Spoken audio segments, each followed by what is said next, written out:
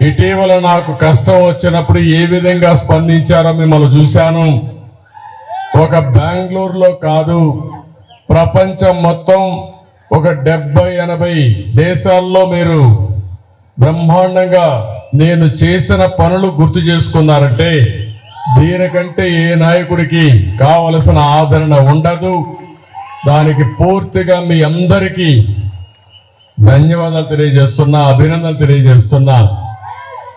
ఒకప్పుడు తెలుగు వారంటే ఆంధ్రప్రదేశ్కే పరిమితం అయ్యేవాళ్ళం.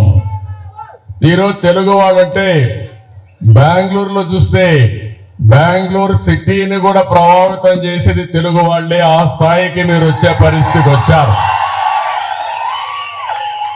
తెలుగు వారు ఈరోజు ఒక పక్క ఆంధ్రప్రదేశ్ తెలంగాణ 2 రాష్ట్రాల్లోనే కాకుండా అటు చెన్నైకి పోయినా బెంగళూరుకు వచ్చినా ఏ సిటీకి వచ్చినా ఎక్కడన్నా సమర్థంగా సేవలు అందిస్తున్నారంటే వారికి చిరునామాగా తెలుగు వారు ఉన్నారు.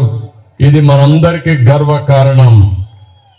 ఒక మన దగ్గరనే కాదు, మన దేశంలోనే కాదు, ప్రపంచం మొత్తం తెలుగు వారు వెళ్ళే పరిస్థితి వచ్చారు. ఏ దేశానికి వెళ్ళినా మన అడ్రస్ కోసం ఎత్తుక్కోకుండా ఎక్కడన్నా పాస్ట్ లొకాలిటీ ఉంటే అక్కడికి వెళ్తే అక్కడ ఇండియన్స్ ఉంటారు. వాళ్ళల్లో చూస్తే ప్రముఖమైన స్థానంలో తెలుగు వాళ్ళు ఉంటారు. ఇది చాలా గర్వ కారణం అని చెప్పి కూడా నేను మీకు తెలియజేస్తున్నా. దీనికి కారణం 30 సంవత్సరాల కంటే ముందు నేను ముఖ్యమంత్రి అయిన తొలి రోజుల్లో నేను ఒకటే ఆలోచించాను. తెలుగు వారు అప్పటి వరకు వ్యవసాయమే చేస్తున్నాం, వ్యవసాయ పనులు కూలీలుగానే ఉన్నారు. ఎందుకు ఒక రైతు బిడ్డ ఐటీ ప్రొఫెషనల్ గా తయారు కాకూడదు? ఒక కూలీ చేసుకునే వ్యక్తి వాళ్ళ పిల్లవాడిని ఎందుకు ఐటీ ప్రొఫెషనల్ గా తయారు చేయకూడదని ఆలోచనతోనే నేను ఆ రోజు నాలెడ్జ్ ఎకానమీకి శ్రీకారం చుట్టాను. అదే ఐటీ అని చెప్పి కూడా నేను మీకు తెలియజేస్తున్నా. ఈ రోజు మీరు చూస్తే ప్రపంచం మొత్తం నేను చిన్నప్పటి నుంచి ఒకసారి నెమరు వేసుకుంటే ఆ రోజు ఎడ్ల బండ్ల దగ్గర నుంచి ఈరోజు డ్రైవర్లెస్ కార్ల వరకు వచ్చేసాం. అంటే డెవలప్మెంట్ మనం చాలా వరకు ముందుకు పోగలిగాం. అదే సమయంలో ఒకప్పుడు ఐటీని నేను ప్రారంభించినప్పుడు చాలా మంది ఎగతాళి చేశారు. ఒకప్పుడు ఐటీ అంటే బెంగళూరు ఉండేది, అలాంటిది పోటీ పడి బెంగళూరు హైదరాబాద్ 2 ఉండాలని హైదరాబాద్ని ప్రపంచ పటంలో పెట్టాం. ఈరోజు మీరు చూస్తే ఇండియాలోనే కాదు ప్రపంచంలో ఎక్కడ పోయినా నలుగురిలో ఒక ఐటీ ప్రొఫెషనల్ ఇండియన్ ఉంటే, ఇంకా నలుగురిలోనే కాదు ముగ్గురులో ఒకరు ఉంటే దాంట్లో ప్రతి ఒక్కరు ముగ్గురులో ఒకరు ఆంధ్రప్రదేశ్ నుంచి వచ్చారు, తెలుగు వారు వచ్చారు. ఇది గర్వ కారణం. ఇది అయిన తర్వాత ఈరోజు నాలెడ్జ్ ఎకానమీ, ప్రపంచం మొత్తం నాలెడ్జ్ ఎకానమీలో ముందుకు పోయే పరిస్థితికి వచ్చాం. నాలెడ్జ్ ఎకానమీలో ఫార్మా కానీ బయోటెక్నాలజీ కానీ ఏ సెక్టర్ తీసుకున్నా నాలెడ్జ్ ఎకానమీ కూడా ఐటీ బ్యాక్ బోన్ గా తయారైంది. ఈ రెండే కాకుండా నేను ఆ రోజుట్లోనే నేను ఒకటి ఆలోచించాను. ఉద్యోగాలు చేయడం కాదు, ఉద్యోగాలు మీరిచ్చే పరిస్థితి రావాలని ఆకాంక్షించా. అందుకే ఆంటర్‌ప్రెన్యూర్స్ ని ప్రమోట్ చేశాం. ఈరోజు నేను గర్వంగా చెప్పగలుగుతున్నా, ప్రపంచంలో ఏ దేశానికి పోయినా మన వాళ్ళు ఉద్యోగాలు చేస్తూనే వాళ్ళే పెట్టుబడులు పెట్టి స్లోగా ఆంటర్‌ప్రెన్యూర్ గా తయారయ్యారు, స్టార్టప్ కంపెనీలు పెట్టారు, బ్రహ్మాండంగా రాణించే పరిస్థితికి వచ్చారు. ఇక్కడ మనందరం ఒకటే గుర్తుపెట్టుకోవాలి, తెలుగు వారు ఎక్కడున్నా వారికి ఒకే పిలిపిస్తున్నా. నేను భారతీయుణ్ణి, భారతదేశం గొప్ప దేశం, దానికి అగ్రస్థానంలో తెలుగు జాతి ఉండి ముందుకు నడిపించాల్సిందిగా మీ అందరికీ పిలిపిస్తున్నా. ఒకప్పుడు మనం ఆలోచించడం, ఆ ఆలోచన విధానం think globally act locally.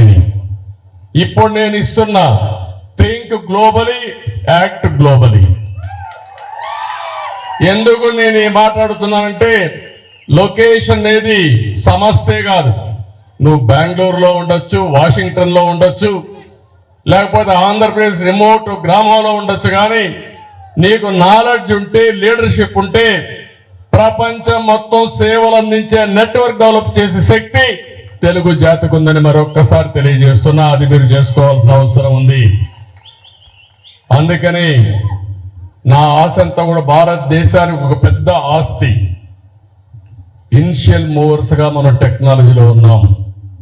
2, reform వల్ల పెద్ద ఎత్తున భారతదేశానికి సంపద సృష్టించే అవకాశం, నాలెడ్జ్ ఎకానమీ పోయే అవకాశం వచ్చింది.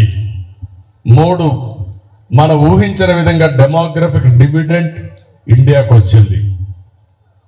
ఈరోజు చైనా చూస్తే మనకంటే పోటీ పడినా అక్కడ ఏజ్డ్ పాపులేషన్ ఎక్కువ ఉంది. భవిష్యత్తులో ఇంకా సమస్యలు కూడా వస్తాయి. కానీ ప్రపంచానికి నాయకత్వం ఇచ్చే ఏకైక దేశం భారతదేశంగా ఉంటుంది. ఏమాత్రం అనుమానం లేదని చెప్పి కూడా నేను మీకు తెలియజేస్తున్నా. అందుకే మొన్న కూడా నేను ఒక మాట చెప్పాను.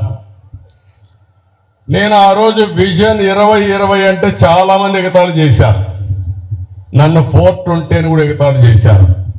కానీ ఈరోజు నేను ఆ రోజు విజన్ 2020 అన్నప్పుడు దాంతో అసోసియేట్ అయిన వాళ్ళందరూ బ్రహ్మాండంగా రాణించారు.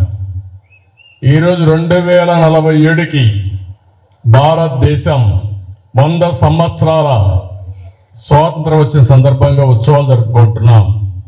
ఆ సందర్భంగా నేను ఒకటే పిలిపిస్తున్నా.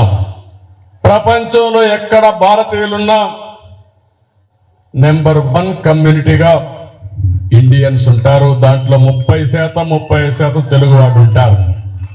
రెండవది, భారతదేశం కూడా అగ్ర దేశంగా తయారవుతుంది, అభివృద్ధి చెందిన దేశంగా తయారవుతుంది. నెంబర్ 1గా 2గా మనం ఉంటామని చెప్పి కూడా నేను మీకు తెలియజేస్తున్నా. అదే సమయంలో ఆంధ్రప్రదేశ్ రాష్ట్రాన్ని కూడా మనం కాపాడుకోవాల్సిన అవసరం ఉంది. తెలుగు వాళ్ళు 50% జనాభా ఉండే రాష్ట్రం ఆంధ్రప్రదేశ్ రాష్ట్రం. ఆ రాష్ట్రాన్ని కూడా కాపాడే బాధ్యత తెలుగువారు ప్రపంచంలో ఎక్కడున్నా మీ మీద ఉంది. దానికి నేను పూర్తిగా పోరాడతా. నాకు మీ సహకారం కావాలని చెప్పి మిమ్మల్ని మీ అందరికీ విజ్ఞప్తి చేస్తున్నా. ఒక్క విషయం మీరు గుర్తుపెట్టుకోవాలి. పబ్లిక్ పాలసీ అనేది చాలా పవర్ఫుల్ వెపన్. ఈ దేశానికి ఆర్థిక సంస్కరణలు వచ్చిన తర్వాతనే దశ దిశ మారింది. అది ఒక పాలసీ. ఆనాటి ప్రధానమంత్రి పివి నరసింహరావు గారు అడాప్ట్ చేశారు. అది అయిన తర్వాత ఐటీని ప్రమోట్ చేయాలని ఒక పబ్లిక్ పాలసీ తీసుకున్నాం. ఈరోజు మీరు అందరూ బెనిఫిట్ అయ్యారు. ఇవన్నీ మీరు చూసినప్పుడు ఏ పాలసీ అయినా సరే, ఇప్పుడు రోడ్లు కావచ్చు, ఎయిర్పోర్ట్లు కావచ్చు, లేకపోతే అగ్రికల్చర్ కావచ్చు, లేకపోతే ఎడ్యుకేషన్ కావచ్చు, హెల్త్ కావచ్చు, వీటన్నింటిపైన వచ్చే పాలసీల వల్ల సమర్థవంతంగా మనం అమలు చేయగలిగితే బ్రహ్మాండంగా ముందుకు పోయే పరిస్థితి వస్తుంది. ఈరోజు మనం అందరం 21st సెంచరీలో ఉన్నాం. 21వ సెంచరీ నాలెడ్జ్ ఎకానమీకి నాంది. ఇప్పటికి 23 ఏళ్ళు అయ్యింది. 2043కి ఇంకొక 24 ఏళ్ళు ఉంటుంది. 2047కి భారతదేశం అగ్రదేశం అవుతుందంటే, ప్రపంచంలో చాలా దేశాల్లో సర్వీసుల ద్వారా భారతీయులే నాయకత్వం ఇవ్వబోతున్నారంటే అది మనకు అరుదైన గౌరవం. అందుకే నేను మిమ్మల్ని అందరినీ కోరుతున్నా. మొన్న కూడా నేను మాట్లాడుతూ ఒక మాట అన్నా, నవశకం తెలుగు వారి సొంతం కావాలని మనస్ఫూర్తిగా ఆకాంక్షిస్తున్నా.